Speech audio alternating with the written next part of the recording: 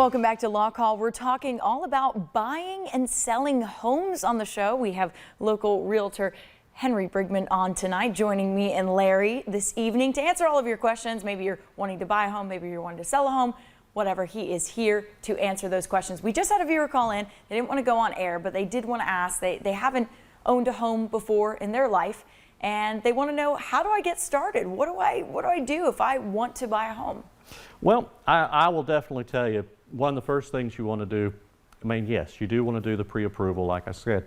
You also want to try to find somebody who is going to be working in your best interest. That's the main thing of why you would want to contact a realtor, and why you want to have somebody that's working there for you to help you, especially find what's going to be the most expensive, the biggest investment that you'll make in your entire lives.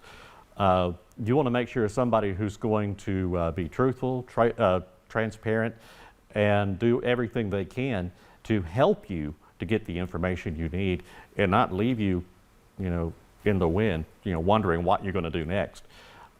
There's a lot of information out there. There's a lot of things that you can look at online. Unfortunately, a lot of that information is not quite correct. That's why you need to make sure you talk to somebody who is a professional. After all, if you get hurt in an accident, you don't want to call me, you want to call Larry.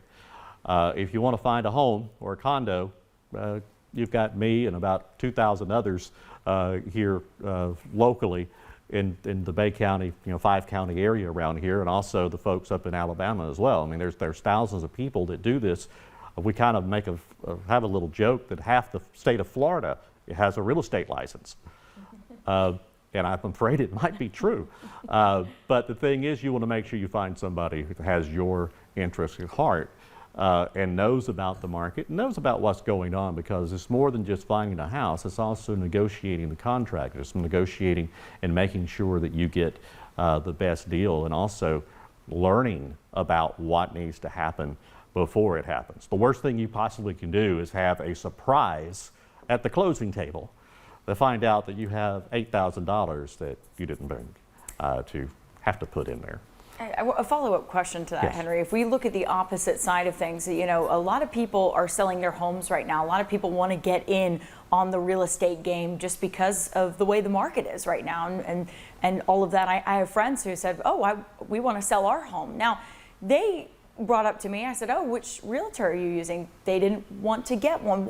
Can that be a messy situation, especially in today's housing market? Yeah, let me rephrase the question just a little bit. There are different hats that realtors wear. Yes. All right, so let's go through the different hats to explain to folks, especially like the person who called in just a few moments ago that's never bought a home in their life.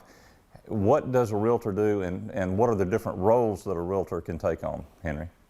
Well, for one thing, we're an advocate for you. We are advocating for you, helping you to find the home, helping you go through the buying process or selling process, to work with the lenders, to work with the various folks that you'll be dealing with afterwards. We're talking about home inspections, insurance, the appraisals, and explaining how that works. Of course, the lenders are the ones that decide on who the appraiser is going to be, but we can help you understand that. We can also help you understand how to price your home effectively through looking at comps for things that have sold either on the market or off market.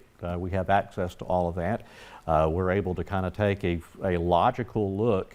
And one thing also is a realtor doesn't have the emotion that you will have when trying to sell your home. We're kind of looking at it in your best interest, but we're also giving you the advice you need to take that next step logically without the emotion, because let's face it, how many things have you purchased on emotion?